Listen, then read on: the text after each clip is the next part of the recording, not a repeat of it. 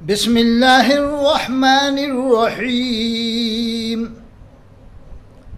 اللہ فرماتا ہے قرآن میں وَاعْتَصِمُوا بِحَبْلِ اللَّهِ جَمِيعًا وَلَا تَفَرَّقُوا، سب مل کر اللہ کی رسی کو مضبوط تھام لو اور تفرقہ مت کرو۔ اللہ کی رسی سے کیا مراد ہے بتائیے آپ؟ اللہ کی رسی سے مراد یہ ہے کہ قرآن پر اور حدیث پاک پر مکمل عمل کرو، اللہ اس کے رسول کے فرمان پر مکمل عمل کرو۔ اللہ فرماتا ہے یا ایھا الذین آمنوا ادخلوا فی السلم کافہ، اے ایمان والو اسلام میں مکمل داخل ہو جاؤ۔ ولا تتبعوا خطوات الشیطان، اور شیطان کی اتباع نہ کرو۔ انہ لکم عدو مبین، بے شک وہ تمہارا کھلا دشمن ہے۔ اب میں ملت اسلامیہ کے لیے کچھ باتیں ایسی بتا دیتا ہوں کہ ان کی غلط فہمیاں دور ہو جائیں۔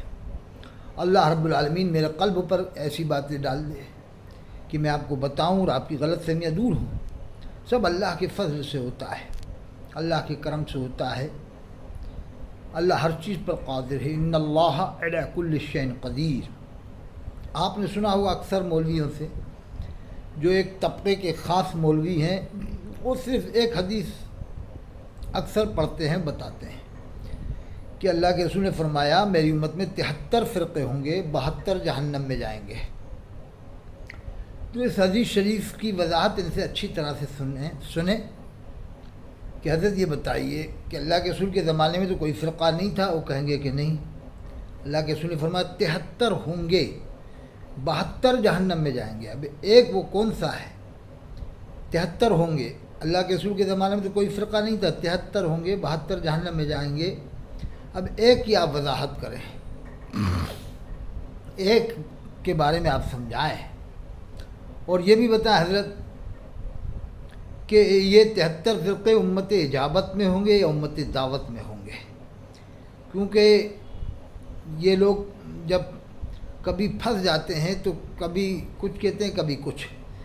جیسے ان سے کہا جائے حضرت یہ بتائیے 73 فرقے ساری امت میں ہوں گے یا آدھی امت میں ہوں گے؟ تو یہ بھی یہی کہے گا ساری امت میں 73 فرقے ہوں گے۔ تو کہنا حضرت اس شعر کا کیا جواب ہوگا جو حضرت فاضل بریلوی نے کہا، ایک میرا ہی رحمت میں دعویٰ نہیں، شاہ کی ساری امت پہ لاکھوں سلام۔ ساری امت، شعر میں کہا ہے ساری امت پہ لاکھوں سلام، یہ نہیں کہا کہ امت اجابت پہ لاکھوں سلام، شاہ کی ساری امت پہ لاکھوں سلام۔ ابھی آپ نے کہا کہ ساری امت میں 73 فرقے ہوں گے، اور پھر فاضل بریلوی نے سلام کیوں بھیجا؟ شاہ کی ساری امت پہ لاکھوں سلام۔ تو کہیں گے یہاں امت اجابت مراد ہے، کہنا جب چاہو تم جو مطلب نکال لو شعر کا، اس میں تو ایسا نہیں ہے کہ امت اجابت مراد ہے یا امت دعوت کا کوئی ذکر نہیں، اس میں تو مطلق کہا ہے شاہ کی ساری امت پہ لاکھوں سلام، اور ساری امت میں 73 فرقے ہوں گے۔ تو اب یہ پھنس جائے گا ادھر ادھر، کہنا صاحب اچھا بتاؤ امت اجابت، اگر آپ کہتے ہو امت اجابت مراد ہے، ٹھیک ہے مانا، امت اجابت میں آپ کسے مراد لیتے ہو؟ کون کون ہیں؟ تو وہ کہے گا ہم لوگ ہیں جو اس طرح کا عقیدہ رکھتے ہیں۔ تو ایک تو عقیدہ ان کا یہ بھی ہے قبر میں شیطان آتا بہکانے، جو کسی بھی صحیح حدیث سے ثابت نہیں، قرآن کی کسی بھی آیت سے ثابت نہیں، نہ کسی صحیح حدیث سے ثابت کہ قبر میں شیطان آتا بہکانے، مرنے کے بعد اس کا کوئی کام نہیں ہے۔ کہنا اچھا صاحب یہ بتاؤ ندوے والوں کو آپ کیا مانتے ہو؟ وہ مسلمان نہیں مانتے، یہ پانچویں مسلک والے مسلمان نہیں مانتے ہیں۔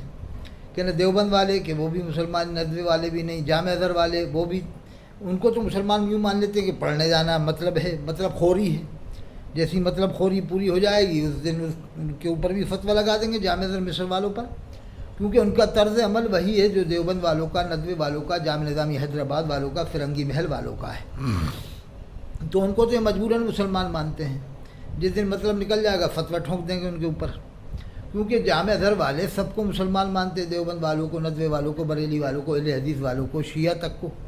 شیعہ میں ایک فرقہ ایسا ہے جو صحابہ کرام کو مانتا ہے، زیدی فرقہ ہے، وہ غالی درجے کے شیعہ وہ الگ ہیں۔ اب بڑے پیر صاحب نے بھی 73 فرقوں کی پوری لسٹ بنا دی ہے کہ خارجیوں میں 15 فرقے ہوں گے، مرجیہ میں 12-13، اس طرح سے شیعہ میں 32، پوری لسٹ بنائی ہے۔ صفحہ 193 غنیۃ الطالبین آپ گوگل سے نکال لیں، صفحہ 193 پر آپ نے پورے 73 فرقوں کی لسٹ بنا دی ہے کہنا صاحب جب تو یہ دیوبندی بریلوی اہل حدیث کوئی بھی نہیں تھے، 850 سال پہلے آپ نے پوری لسٹ بنا دی ہے، تو یہ کہتے ہیں یہ کتاب ان کی نہیں ہے، جو ان کے کیونکہ ان کے مطلب کی نہیں ہے، ان کے خلاف بہت سی باتیں ملیں گی اس میں، انہیں طالبین میں جو ان کے موافق نہیں ہے، تو اس لیے کہتے ہیں یہ ان کی کتاب نہیں ہے۔ کہنا صاحب پھر کس کی کتاب ہے؟ اچھا دوسری بات کہنا قرآن میں جو آیا اللہ فرماتا ہے وَمَا كَانَ الْمُؤْمِنُونَ لِيَنْفِرُوا كَافَّةً، مومنوں میں سے سب لوگ نہیں جا سکتے، اللہ فرماتا ہے تم میں کچھ لوگ ایسے ہونا چاہیے، فَلَوْلَا نَفَرَ مِنْ كُلِّ فِرْقَةٍ مِّنْهُمْ، ہر فرقے میں سے جائیں، دین کا علم حاصل کریں، لِيَتَفَقَّهُوا فِي الدِّينِ، اور دین کا علم حاصل کر واپس آئیں تو اپنی قوم والوں کو ڈرائیں، وَلِيُنذِرُوا قَوْمَهُمْ، جب واپس آئیں تو اپنی قوم والوں کو ڈرائیں۔ کہ نا یہاں بھی تو لفظ فرقہ ہے قرآن میں، جب تو کوئی فرقہ نہیں تھا اللہ کے رسول کے زمانے میں، وہ قرآن اللہ کے رسول پر نازل ہوا ہے، کہ نا اس آیت کا کیا مطلب ہوگا جو اللہ نے فرمایا من کل فرقۃ منہم، ہر فرقے میں سے جائیں، تو وہ یہی کہے گا فرقہ یہاں قبیلے کے معنی میں مراد ہے، گروہ کے معنی میں، خاندان کے معنی میں، بے شک صحیح بات ہے۔ تو آپ اتنی جلدی کیسے دیوبندیوں کو، نظمیوں کو، اہل حدیث کو سب کو جہنمی بنانا شروع کر دیتے ہیں؟ کہنا چاہیے صاحب یہ بتائیے صاحب کہ کیا جہنمی کے سینے میں قرآن محفوظ ہو سکتا ہے؟ جس کو آپ جہنمی مانتے ہیں وہ کہے گا کہ نہیں، تو پھر یہ دیوبند والے لاکھوں حافظ کیسے ہیں؟ ٹونک چل جاؤ، قرآن کے حافظ ہزاروں کی تعداد میں ہیں، بھوپال میں ہزاروں حافظ ہیں، کہ نا آپ جن کو جہنمی فرقہ مان رہا، اور ابھی آپ سے پوچھا کیا جہنمی کے سینے میں قرآن محفوظ ہو جائے گا، ابھی آپ نے منع کیا کہ نہیں ہو سکتا، پھر ان کے سینے میں کیسے محفوظ ہو گیا قرآن؟ اور دوسری بات مکہ شریف مدینہ شریف کے لوگوں کو تو مسلمان نہیں مانتے، وہاں کے اماموں کو نہیں مانتے، پھر آپ کسے مسلمان مانتے ہو؟ اس کا مطلب خود آپ ہی مسلمان ہو۔